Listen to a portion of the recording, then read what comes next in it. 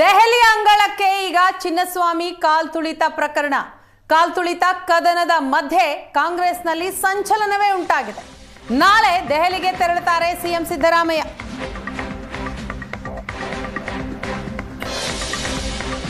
ಈಗಾಗಲೇ DCM DK Shivakumar ದೆಹಲಿಯಲ್ಲೇ ಇದ್ದಾರೆ. ನಿನ್ನೆ ದೆಹಲಿಗೆ ಹೋಗಿದ್ದಾರೆ ಡಿಕೆ ಶಿವಕುಮಾರ್. ಇನ್ನು ನಾಳೆ ಸಿಎಂ ಸಿದ್ದರಾಮಯ್ಯ ದೆಹಲಿಗೆ ತೆರಳುತ್ತಾರೆ. ಡಿಕೆಶಿ ಭೇಟಿಯ ಬೆನ್ನಲ್ಲೇ ದೆಹಲಿಗೆ ಈಗ ಸಿದ್ದರಾಮಯ್ಯ. ಚಿನ್ನಸ್ವಾಮಿ ಸ್ಟೇಡಿಯಂ ಬಳಿ ಆದಂತಹ ಕಾಲ್ತುಳಿತ ಪ್ರಕರಣ ಕಾಂಗ್ರೆಸ್ ಪಾಳೆಯದಲ್ಲಿ ಸಂಚಲನವನ್ನೇ ಉಂಟು ಮಾಡ್ತಾ ಇದೆ. ನಾಳೆ ಬೆಳಿಗ್ಗೆ ದೆಹಲಿಗೆ ಹೋಗಿ ರಾತ್ರಿಯ ವಾಪಸ್ಸಾಗಲಿದ್ದಾರೆ ಸಿದ್ದರಾಮಯ್ಯ. ಕುತೂಹಲ ಕೆರಳಿಸಿದೆ ಸಿಎಂ ಡಿಸಿಎಂ ದೆಹಲಿ ಯಾತ್ರೆ. ಕಾಲ್ತುಳಿತ ಕದನ ಕಾಂಗ್ರೆಸ್ನಲ್ಲಿ ಸಂಚಲನವನ್ನ ಉಂಟು ಮಾಡಿದೆ.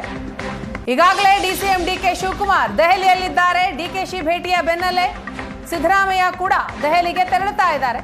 ನಾಳೆ ದೆಹಲಿಗೆ ತೆರಳುತ್ತಾರೆ ಬೆಳಿಗ್ಗೆ, ಇನ್ನು ರಾತ್ರಿ ವಾಪಸ್ ಆಗ್ತಾರೆ ಸಿದ್ದರಾಮಯ್ಯ. ನಾಳೆ ರಾಹುಲ್ ಗಾಂಧಿ ಅವರನ್ನ ಭೇಟಿಯಾಗಲಿದ್ದಾರೆ ಸಿಎಂ ಹಾಗೂ ಡಿಸಿಎಂ. ಸಿಎಂ ಜೊತೆ ವರಿಷ್ಠರಿಗೆ ಮಾಹಿತಿಯನ್ನ ಕೊಡಲಿದ್ದಾರೆ ಡಿಕೆಶಿ. ಕುತೂಹಲ ಕೆರಳಿಸಿದೆ ಸಿಎಂ ಡಿಸಿಎಂ ದೆಹಲಿ ಯಾತ್ರೆ. ಕಾಲ್ತುಳಿತ ಪ್ರಕರಣ ಸರ್ಕಾರವನ್ನ ದೊಡ್ಡ ಮುಜುಗರಕ್ಕೆ ಈಡು ಮಾಡಿದೆ. ಇದರ ನಡುವಿನಲ್ಲಿ ರಾಜ್ಯದಲ್ಲಿ ಏನೆಲ್ಲ ವಿದ್ಯಮಾನಗಳಾಗಿದೆ ಈ ಕಾಲ್ತುಳಿತ ಪ್ರಕರಣಕ್ಕೆ ಸಂಬಂಧಪಟ್ಟ ಹಾಗೆ ಅಂತ ಹೈಕಮಾಂಡ್ಗೆ ಮಾಹಿತಿಯನ್ನ ಕೊಡೋದಿಕ್ಕೆ ನಾಳೆ ಸಿಎಂ ಸಿದ್ದರಾಮಯ್ಯ ದೆಹಲಿಗೆ ಪ್ರಯಾಣ ಬೆಳೆಸಲಿದ್ದಾರೆ. ನಿನ್ನೆನೆ ಡಿಸಿಎಂ ಡಿಕೆ ಶಿವಕುಮಾರ್ ದೆಹಲಿಗೆ ತೆರಳಿದ್ದಾರೆ. ನಾಳೆ ಸಿದ್ದರಾಮಯ್ಯನವರು ಕೂಡ ದೆಹಲಿ ಪ್ರವಾಸ ಕೈಗೊಳ್ಳುತ್ತಾರೆ. ರಾಹುಲ್ ಗಾಂಧಿ ಅವರನ್ನ ಭೇಟಿಯಾಗ್ತಾರೆ. ಭೇಟಿಯ ಸಂದರ್ಭದಲ್ಲಿ ಕಾಲ್ತುಳಿತ ಪ್ರಕರಣ ಚರ್ಚೆ ಮಾಡ್ತಾರೆ. ಕಾಲ್ತುಳಿತ ಪ್ರಕರಣಕ್ಕೆ ಸಂಬಂಧಪಟ್ಟ ಹಾಗೆ ಏನೆಲ್ಲ ಡೆವಲಪ್ಮೆಂಟ್ಗಳಾಗಿದೆ, ಈ ಕಾಲ್ತುಳಿತಕ್ಕೆ ಪ್ರಮುಖ ಕಾರಣ ಏನು, ಎಲ್ಲದರ ಬಗ್ಗೆಯೂ ಕೂಡ ಹೈಕಮಾಂಡ್ಗೆ ವಿವರಣೆಯನ್ನ ಕೊಡಲಿದ್ದಾರೆ ಸಿಎಂ ಸಿದ್ದರಾಮಯ್ಯ. ಪಕ್ಷದ ವರಿಷ್ಠರನ್ನ ಭೇಟಿಯಾಗ್ತಾರೆ, ಮಾಹಿತಿಯನ್ನ ಕೊಡ್ತಾರೆ. ಈ ಬಗ್ಗೆ ಮಾಹಿತಿಯನ್ನ ಕೊಡ್ತಾರೆ ನಮ್ಮ ಹಿರಿಯ ಪ್ರತಿನಿಧಿ ಆನಂದ ಬೈದನಮನೆ. ಇದೀಗ ನಮ್ಮ ಜೊತೆ ಸಂಪರ್ಕದಲ್ಲಿದ್ದಾರೆ.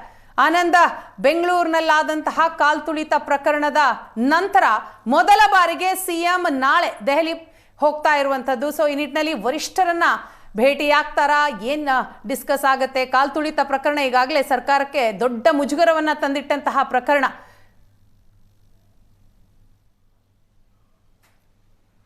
ವೀಣಾ, ಬೆಂಗಳೂರಲ್ಲಿ ನಡೆದಿರ್ತಕ್ಕಂಥ ಕಾಲ್ತುಳಿತ ಪ್ರಕರಣಕ್ಕೆ ಕಾಂಗ್ರೆಸ್ ಹೈಕಮಾಂಡ್ ಒಂದು ರೀತಿ ಕಂಗಾಲಾಗಿದೆ ಅಂದರೂ ಕೂಡ ತಪ್ಪಾಗಲಾರದು. ಯಾಕೆಂತಂದರೆ ದೇಶದಲ್ಲಿ ಅತ್ಯಂತ ದೊಡ್ಡ ರಾಜ್ಯವಾಗಿರ್ತಕ್ಕಂಥ ಕರ್ನಾಟಕದಲ್ಲಿ ಅಧಿಕಾರದಲ್ಲಿರ್ತಕ್ಕಂಥ ಕಾಂಗ್ರೆಸ್ಸು ಈ ಒಂದು ಪ್ರಕರಣವನ್ನು ನಿಭಾಯಿಸುವಲ್ಲಿ ಯಾವ ರೀತಿಯಾಗಿರ್ತಕ್ಕಂಥ ಲೋಪಗಳನ್ನು ಮಾಡಿಕೊಂಡಿದೆ ಅಂತಕ್ಕಂಥ ಬಗ್ಗೆ ಕಾಂಗ್ರೆಸ್ ನಾಯಕರು ಈಗಾಗಲೇ ಒಂದು ರೀತಿ ಆತಂಕವನ್ನು ವ್ಯಕ್ತಪಡಿಸಿದ್ದಾರೆ.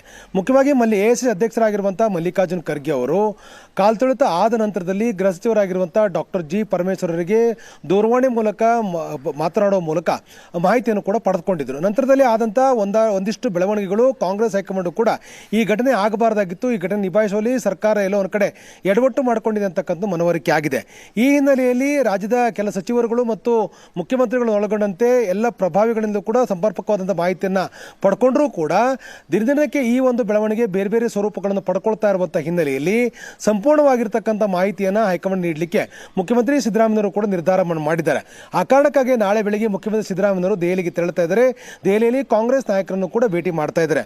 ಡಿಸಿಎಂ ಡಿಕೆ ಶಿವಕುಮಾರ್ ಕೂಡ ಮುಖ್ಯಮಂತ್ರಿ ಸಿದ್ದರಾಮಯ್ಯ ಜೊತೆ ದೆಹಲಿ ಪ್ರವಾಸವನ್ನು ಮಾಡ್ತಾ ಇದ್ದು, ನಾಳೆ ಬೆಳಿಗ್ಗೆ ದೆಹಲಿಗೆ ತೆರಳತಕ್ಕಂಥ ಉಭಯ ನಾಯಕರು ಕಾಂಗ್ರೆಸ್ ಹೈಕಮಾಂಡ್ನ ಭೇಟಿ ಮಾಡೋದ್ರ ಮೂಲಕ ಒಟ್ಟಾರೆ ಘಟನೆಗೆ ಸಂಬಂಧಪಟ್ಟಾಗೆ ಸಮರ್ಪಕವಾದಂಥ ಮಾಹಿತಿಯನ್ನು ಕೊಡೋರಿದ್ದಾರೆ.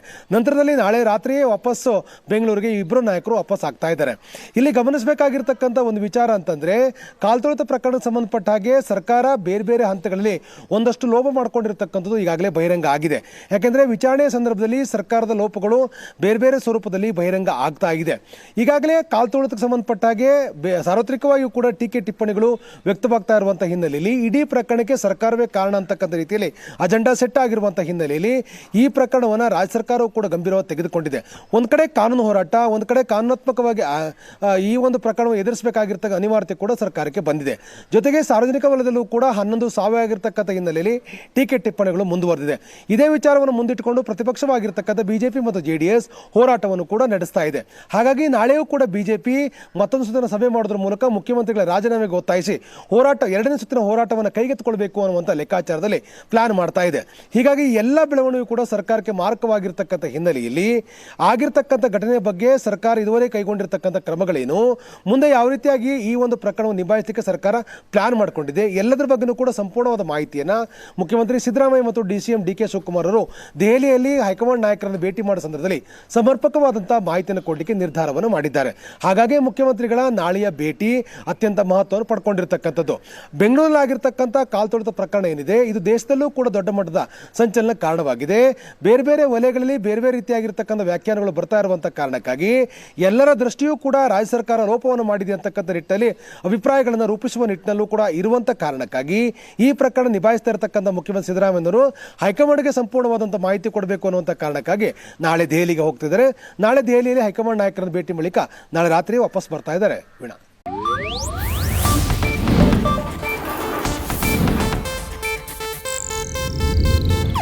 ಇದು ಏಷ್ಯಾನೆಟ್ ನ್ಯೂಸ್ ನೆಟ್ವರ್ಕ್ ಪ್ರಸ್ತುತಿ.